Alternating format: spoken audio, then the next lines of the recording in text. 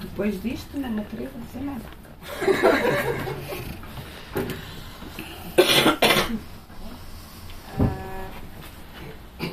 Eu no ambiente, não é? Porque tinha proposto a leitura de 5 poemas intercalados por 5 pecinhas curtas. Eu, da autora Rui Liberdade, escolhi os que mais gostasse, não sei se tem. Já foram 2 vezes aqui, não sei se tem. Com licença. Obrigada.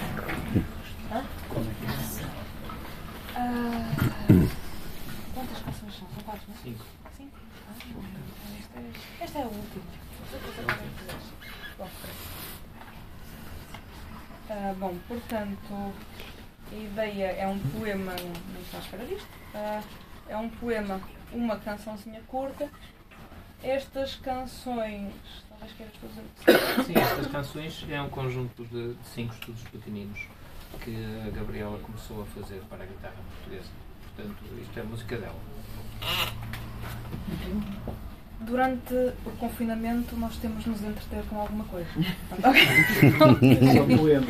Exatamente, é basicamente essa a história. Então deixa-me só aqui selecionar, eu não sei.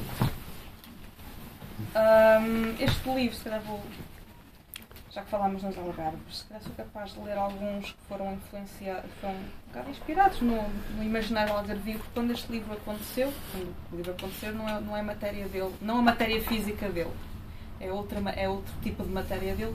Eu estava precisamente a viver no Algarve, já naquele listado. Estes dois livros deram-se num determinado período da minha vida.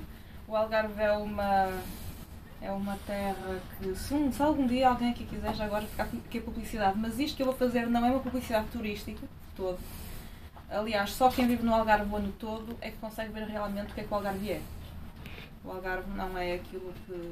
Não é a estância gigante de golfe que a gente vê ou que espera nas férias. Quando a gente chega ao Algarve, quando passa toda aquela amálgama de gente, por volta de meados de outubro, inícios de novembro, de repente a gente vê outro tipo de Algarve. Um Algarve muito mais parecido até com uma vila alentejana, mas tem uma aura muito particular. O Algarve está cheio de lendas e tem um intercâmbio com música do Norte de África estupenda.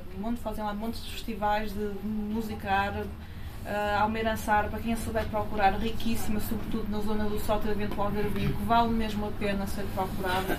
Quanto mais para dentro, quanto mais perto da fronteira com Espanha a gente viaja, mais são essas referências. Uma coisa que eu achei muito peculiar é de haver muitas ruas no Algarve que têm nomes de poetas árabes. É mesmo. Só que isto é aquele lado do Algarve que normalmente quando vamos lá em agosto ou em julho nós não vemos. É preciso a gente passar lá e escavar e começar a ver o outro lado. E a conclusão a que eu cheguei é que o Algarve está imbuído, se me permitem esta expressão que já vai fazer um bocado quase para o esoterismo, mas há uma certa aura mística por trás do Algarve. Genuinamente, pelo menos encontrei lá, sobretudo nas aldeias mais pequenas e em alturas não turísticas.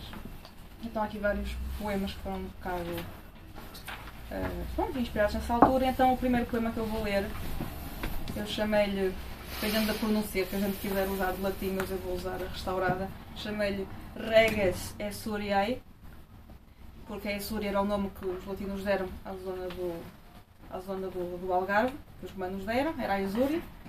Ou de como 4 reis sem terra chegaram a Castro Marim, porque há uma lenda algarvia com a qual eu contactei na altura, que dizia que Castro Marim teria sido fundado por 4 reis mouros. Pronto, não consegui encontrar muitos detalhes sobre esta lenda, até porque isto foi-me contado e não foi lido, e às vezes estas histórias vão se perdendo.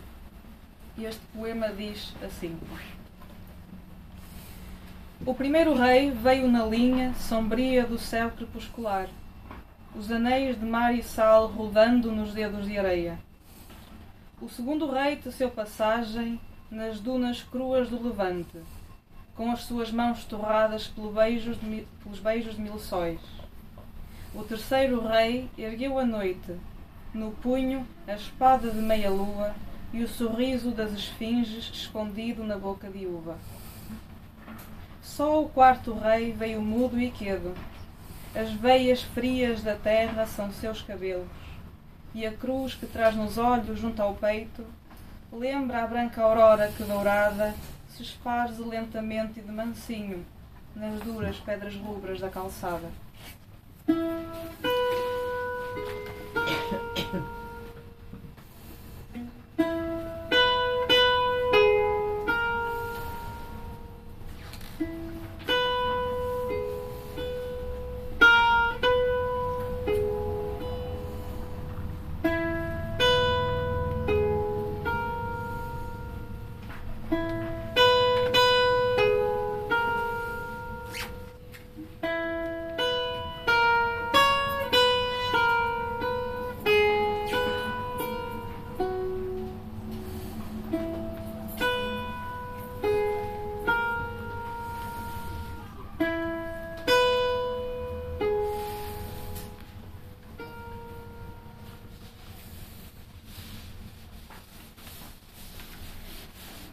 O segundo poema que eu vou ler,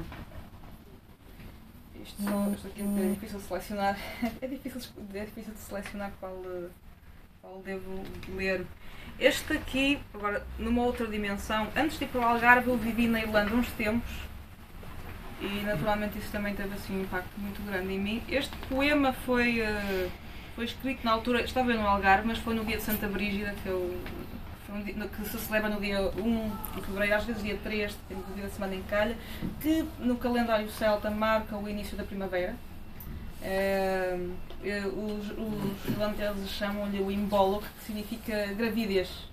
Portanto, é a altura, e realmente conhecido como a altura em que as ovelhas ficam prenhas. Portanto, é a época, ou seja, dito por miúdos, é a altura do leite, é a altura em que as primeiras flores começam a aparecer. Um dos símbolos de Brígida é precisamente o narciso, e bem de propósito no mês de fevereiro, para quem conseguir observar, se for para zonas montanhosas, são mesmo as primeiras flores que aparecem no início da primavera, são os narcisos por entre as pedras das montanhas, os narcisos brancos. E então, por causa desses narcisos, eu chamei este poema A Estrada de Brígida, e o título em gaélico, An Shrod na Brida, mas depois dei-lhe chamei-lhe também a época do leite, Tempus Lactus. E este poema é assim. Na mais escura das ruas, no mais secreto dos céus, a chama leva a noite.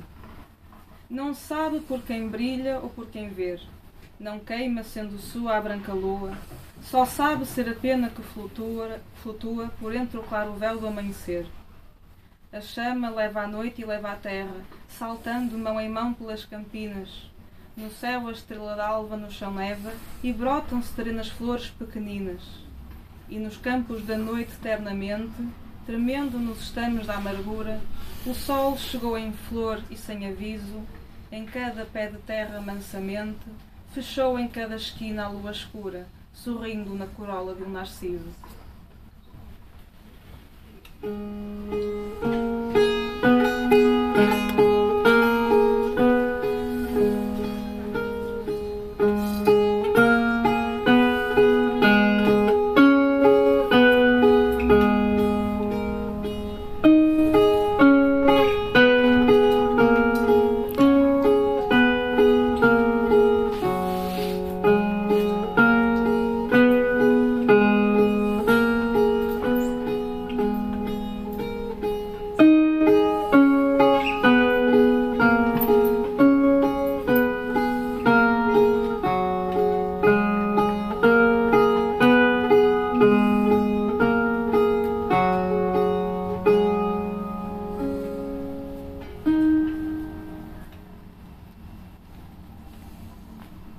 O terceiro poema que escolhi, que está mesmo aqui ao lado deste, agora passando para outra zona geográfica, é sobre Lisboa, que é uma cidade da qual eu gosto muitíssimo. Estive lá agora num fim de semana passado, em propósito num festival com irlandeses.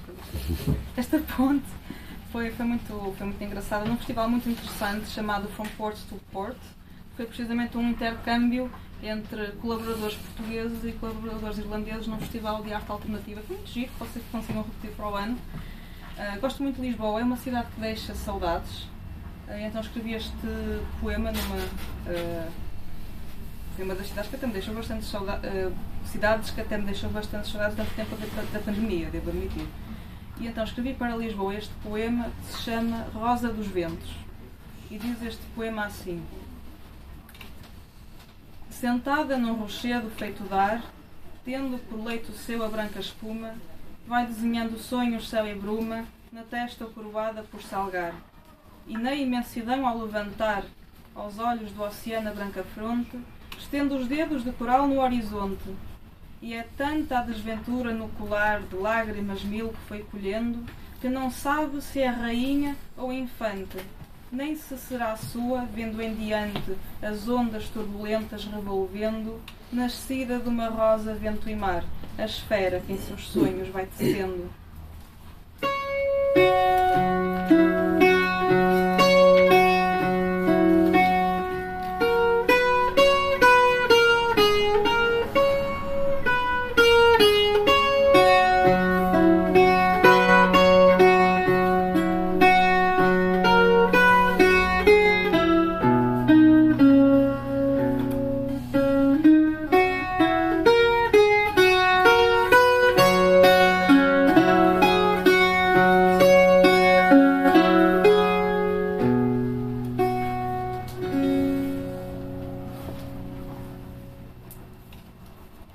O quarto poema que escolhi é talvez um espelho subconsciente da pandemia e do período em que temos de ficar todos em casa.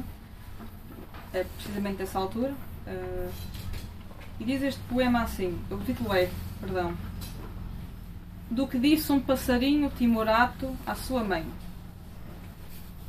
Há uma jaula silenciosa, minha mãe. Eu via perto. Há uma jaula na janela da Casa Branca, de sombra alta como um pinheiro. Mas a jaula está de porta aberta por quem lá quiser morar. Mãe, minha mãe, tenho um silício nas asas que não me deixa voar. O nosso poleiro é pequeno e 7 somos todos nós. Ali os homens são mais do que 7 e bem maiores são os seus poleiros de pedra. Mas 7 somos todos nós, quase homens pássaros, e longe há pedras por achar. Mãe, minha mãe, o nosso poleiro é de ouro e não o quero deixar. Não cuido das coisas do mundo. Acima, o orbe de ouro doura as searas macias. Caem as últimas neves no planalto e os homens já não sobem às serras. Os homens das searas falam que as coisas são do tempo, que há um tempo para colher, que há um tempo para plantar. Mãe, minha mãe, não me falem do tempo, pois que eu não sei contar. A moleira vem depressa, vem de noite. É negro o véu que carrega, nos olhos embrutecidos. Ontem a moleira disse que a noite cresce nos homens. Cresceu no seu pai, cresceu no seu filho, e para ela assim há de chegar. Mãe, minha mãe, a voz da noite vem mansa e chega para me encontrar. Ao longe, as nuvens são fogo. O sol queima, mãe, as minhas asas de prata. A noite chega. A noite é minha namorada. As estrelas viajantes chovem sobre a minha cabeça. Fecharam as portas do sol e ai que me esqueci de cantar. Mãe, minha mãe, disse a gaivota altaneira que o mundo acaba no mar. O que há para lá do ribeiro? O que há de finura na terra rubra dos morros? Não sei, não sei. Quem o soubera? Sei que o poleiro é de pedra, que as cadenas são de ouro, que o vento rasga no ar. Mãe, minha mãe, tenho uma jaula no peito e não consigo voar.